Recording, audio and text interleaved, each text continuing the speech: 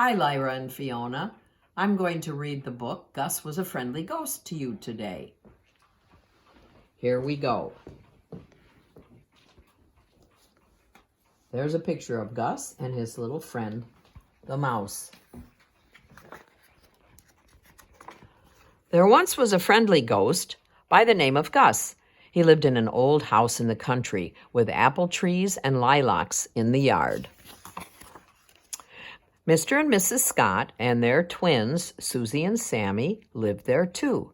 Now, the old house had an attic, and sometimes the Scotts heard rattles and clanks in it. That was Gus. There he is.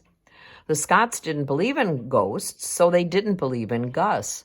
But still, when they heard the rattles and clanks, they liked to say to their friends, "We've got a ghost." The Scotts made Gus feel welcome in the old house, so Gus liked them. And he especially liked Mrs. Scott because she was so pretty. He wanted to please them all, so he rattled and clanked in the attic the way ghosts are supposed to do. "We've got a ghost," said the Scotts proudly, though they didn't believe in ghosts. Then autumn came, and the Scott family left. No need to rattle and clank now. Gus had nothing to do but sit around. He's looking a little sad. There goes their car off in the distance. One day, he was so lonely sitting around by himself that he went for a walk, and he met a mouse. "Well, how are you?" said Gus. "Freezing," said Mouse with chattering teeth. "Well, come and spend the winter at my house," cried Gus. "Any people there?" said Mouse. "I do hate people." "Well, not now," said Gus. So Mouse scurried about the house. It seemed a good place to spend the winter, but it was chilly. "Let's build a fire in the fireplace," said Mouse with chattering teeth. "I'll get a match." He scurried to the kitchen, but the Scotts had taken all the matches away on account of mice.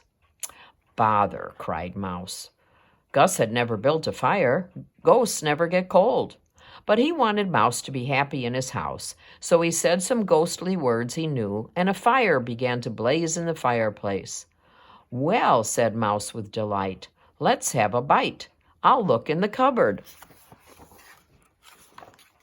He scurried to the kitchen, but the Scotts had taken all the food away on account of mice.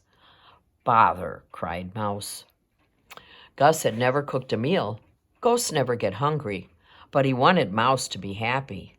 "Toasted cheese sandwich?" said Gus. "There isn't any," began Mouse. Then he saw that Gus was slicing a big piece of cheese. Mouse was delighted. Gus was pleased that he'd thought of the cheese. Gus pulled a table up to the hearth. He piled 9 pillows in a chair for Mouse. And Mouse enjoyed his toasted cheese. Look how happy he looks there. And Gus is happy too. Finally, Mouse wiped his whiskers. "Well, which is my room?" he said. "Take your pick," said Gus. "Bed will feel good," said Mouse. He scurried into the front bedroom. But Mrs. Scott had put newspapers all over the bed on account of mice. Mouse made a face. "I do hate a newspaper," he said. He scurried into the back bedroom. "I'll curl up in a drawer." But Mrs. Scott had put mothballs in the drawer, on account of mice, of course. Mouse made a terrible face. "I do hate a mothball," he said. Gus wanted Mouse to be happy in his house. "Try the attic," he said. So Mouse ducked into a hole in the wall that Gus showed him and found his way to the attic. He burrowed into an old mattress and went to sleep in the stuffing. Gus washed the dishes. He was delighted to have Mouse in the house for company. When Mouse woke up, he scurried downstairs and said, "How do I get out of here?" "Oh, don't go," cried Gus. "Aren't you hungry?" "What are we having for dinner?" said Mouse. Gus began to be very busy. Mouse liked his 3 meals a day with nibbles in between. So Gus put on an apron, he got out a cookbook, he looked up all the things a mouse might like to eat. He spilled sugar all over the floor, he got flour all over his face. He burned his fingers, but he made macaroni and cheese, and cheesecake. He baked cheese bread and cheese biscuits. He whipped up cheese soup and cheese sauces, cheese popovers, and cheese pie. Mouse never had time to help. He was so busy with various matters. But Gus didn't mind. Mouse grew plump on cheese sauce. At night when it snowed, Mouse read to Gus by the fire. Sometimes they played checkers. Sometimes they popped corn. Firefly light flickered in the old window panes and smoke curled up the chimney. No one was near to notice. But at last the snow melted and the sun grew warm. The buds on the apple trees swelled. The lilacs burst into bloom. And one day a car drove into the yard. The Scotts were back. When Mouse heard Susie and Sammy running through all the rooms, he ducked into the hole in the wall and rushed to the attic. When he peeked out of the mattress and saw his friend Gus, he cried angrily, "I'll scare them away." "Why? They're nice," said Gus in surprise. He was glad to see the Scotts, especially Mrs. Scott. But Mouse had been so happy in the house with Gus's cooking and everything that he was furious to think the Scotts had come and spoiled it. Gus couldn't cook with Mrs. Scott in the kitchen, so Mouse scampered down to the parlor. When the Scotts were playing checkers, he ran back and forth inside the wall, patter, patter, patter, patter, patter, to scare them away. "We've got a mouse," said Mr. Scott. But the Scotts weren't scared away. "What do you want to do that for?" said Gus to Mouse. Mouse paid no attention. He scampered into the kitchen. He nibbled a piece of blackberry pie and tracked the juice all around. He chewed open a box of marshmallow cookies. He spilled some tapioca. "Behave yourself," said Gus. Mouse scampered into the bedroom and chewed a hole in a pillow for good measure. But the Scotts weren't scared away. So Mouse scurried up to the attic after the Scotts were in bed and stamped about over their heads, making all the noise a mouse could possibly make. Finally, Mr. Scott said, "I'll set a mouse trap." The next day, Mouse saw a new thing in the attic and smelled something good. He was so hungry, his nose quivered. He crept closer and closer. "Keep away," cried Gus.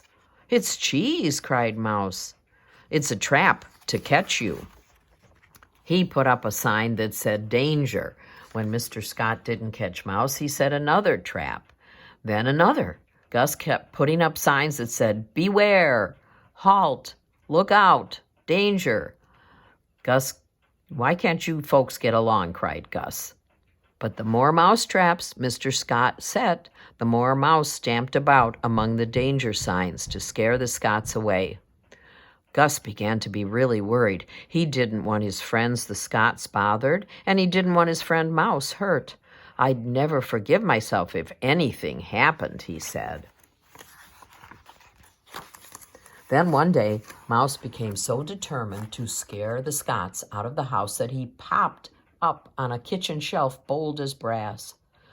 When Mrs. Scott reached for the cereal, "Help!" screamed Mrs. Scott, running away. That was the last straw. When Gus saw Mrs. Ghost, who was so sweet, scared out of her wits, all of a sudden he pointed his finger at Mouse and roared, "That's enough." Mouse was so shocked that he stood stock still and stared. "Now listen to me," shouted Gus. "If you stay in this house, you'll do as I say from now on." "What?" whispered Mouse. "You'll stop scaring Mrs. Scott," roared Gus. "Okay," said Mouse meekly. "You'll stop nibbling and chewing. You can go out in the garden and eat nasturtium seeds," shouted Gus. "Okay," said Mouse.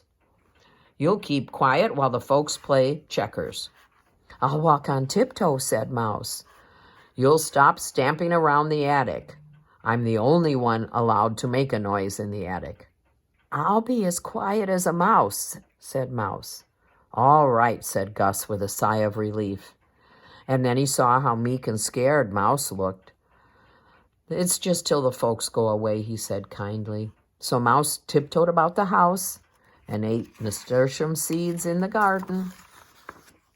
The Scotts said, That mouse is gone, and Mr. Scott took away the traps. Gus rattled and clanked extra loud in the attic so the Scotts could say, "That's our ghost." And when the Scotts went away for the winter, Gus and Mouse had a celebration with cheese croquettes for dinner. The end.